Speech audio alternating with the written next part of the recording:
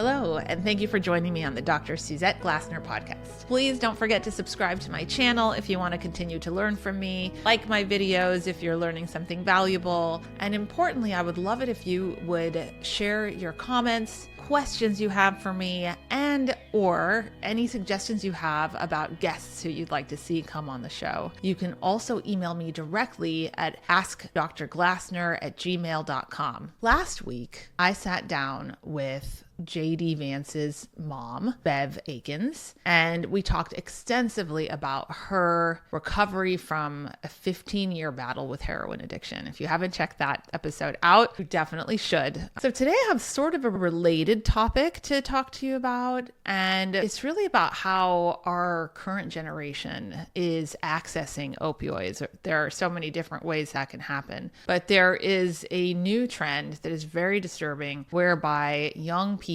are gaining access to opioids in gas stations and convenience stores by accessing products that are sitting on the shelves. I'm going to be talking about products that are related to a substance called kratom. It's also sometimes referred to as kratom. Today, I'll talk about it as kratom, but just know that those can be used interchangeably. And in particular, there's a synthetic derivative from kratom that is being consumed increasingly by young people. That's referred to as 7-OH. But before we can talk about 7-OH and what it is, which is a very potent synthetic opioid, let's talk a little bit about what kratom is, because to understand 7-OH, you kind of have to understand what it's made from. Kratom is actually an herbal extract. It's from the leaves of an evergreen tree in the coffee family. It's referred to as Mitragina speciosa. It's found in Thailand and other tropical countries in Asia. In Southeast Asia, traditionally, the leaves have either been chewed or placed in tea, and the effects that it has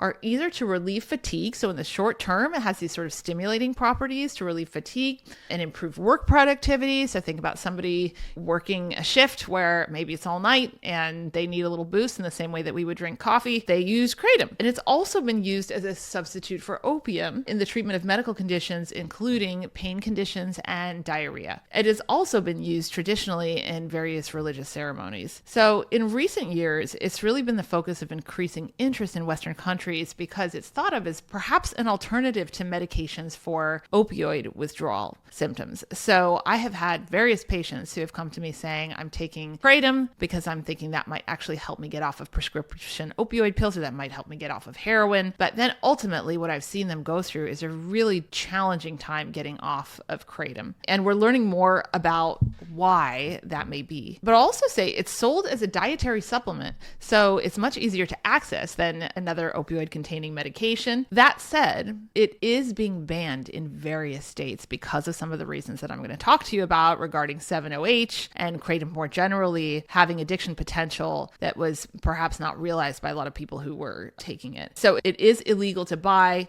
use, or sell in an increasing number of states, and it's also considered a controlled substance in a number of states as well. So state by state, this is going to vary in terms of how they regulate and what their laws are surrounding kratom, but I will say that many states are onto it as a potential danger that it could drive more addiction, more dependency, more withdrawal, and especially among our younger generation. So there's two compounds that are in the kratom leaves, metragenine and 7-hydroxymetragenine. So the 7-hydroxymetragenine is this 7-OH compound that we're seeing surface in products that are being sold in gas stations and in convenience stores.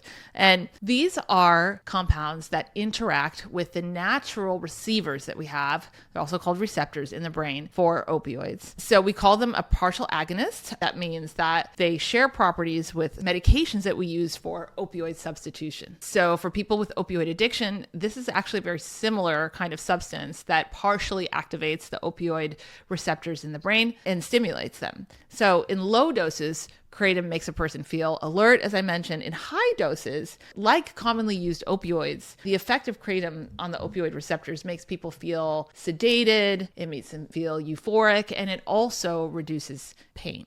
There are a number of studies that are starting to accumulate to demonstrate that people who are using kratom for these purposes are really developing an addiction to kratom itself. And then what happens is that they end up having to take some of the same types of treatments that we use with individuals who come to us with a heroin addiction or with another form of opioid addiction to prescription pills, because they are experiencing the same symptoms. And those symptoms include withdrawal, anxiety, muscle aches, like the whole dope sick phenomenon that ultimately leads people to seek out opioids in ways that are very unhealthy, that interferes with their life.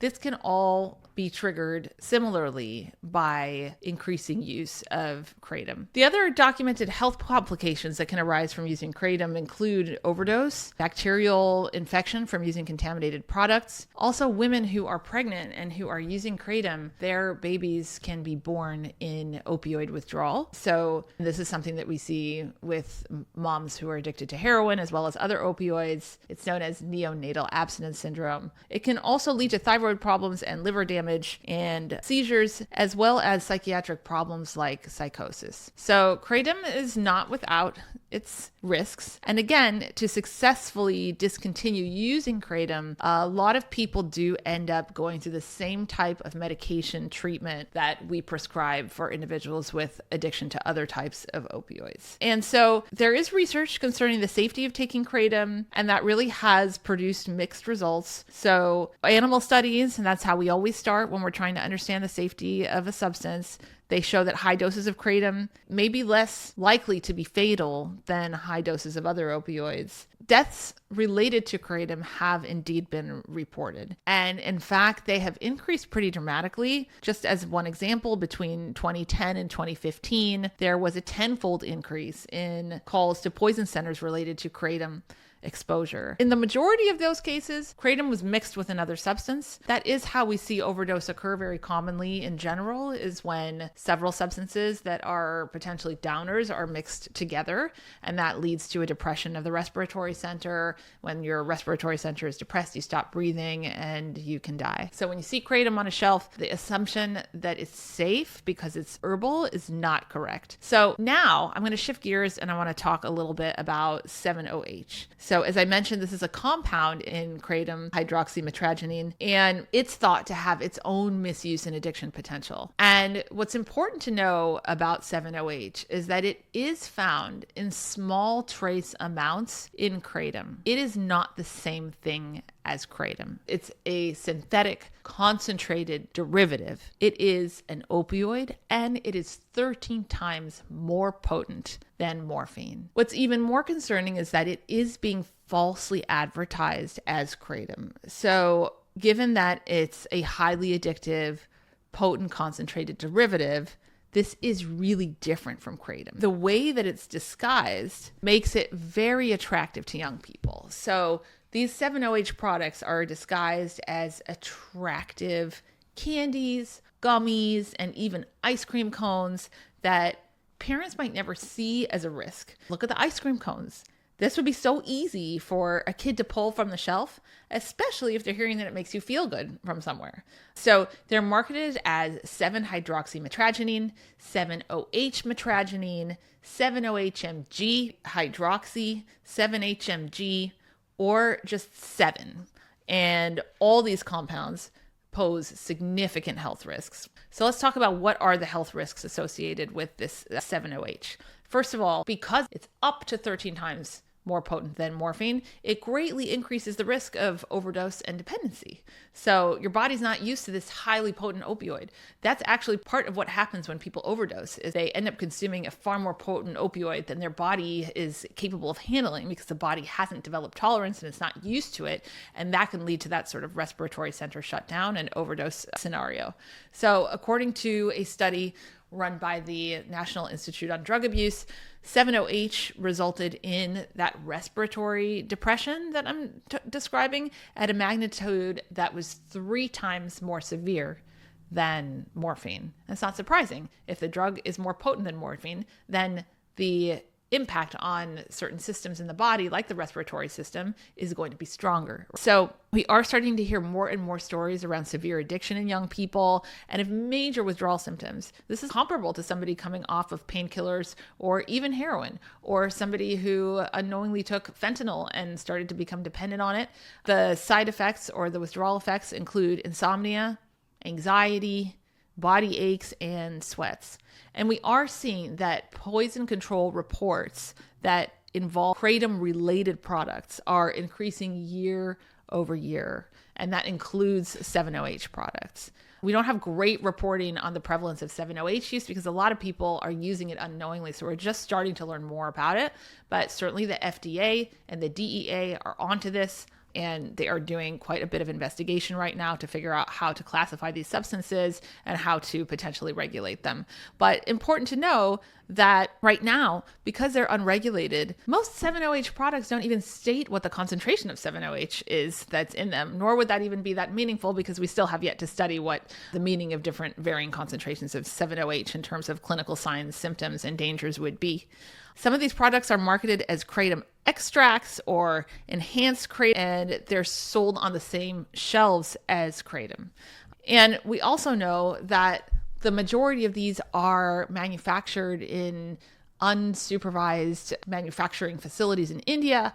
And so people who are using them are probably receiving very inconsistent doses of them because, again, they are unregulated. So I think the important thing for you all to remember is that 7-OH is an opioid. Kratom-related products, including 7-OH, are not safe approved treatments for a lot of the things that people want to use them for. They want to use them for anxiety. They want to use them for pain. They want to use them for opioid withdrawal. And anecdotally, they're hearing that this could be a helpful alternative. And again, because it comes either in an herbal format or in a seemingly harmless packaged format as gummies or as ice cream cones or something else that looks very visually appealing and looks very harmless.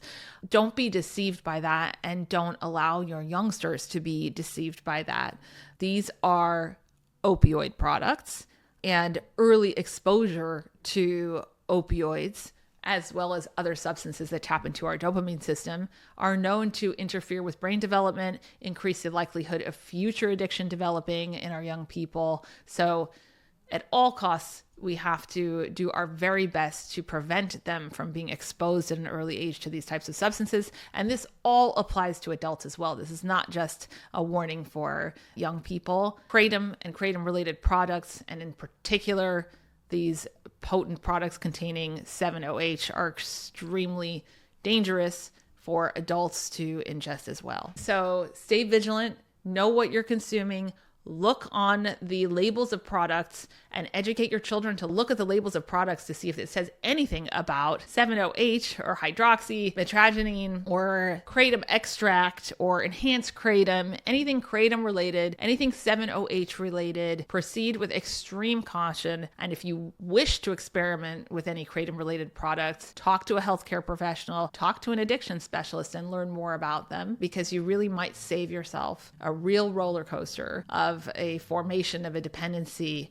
on a substance that you were just taking to feel a little bit good, a little bit better, or to experiment or have a little fun. Thank you for watching today. I hope you learned something valuable, and I will see you next time.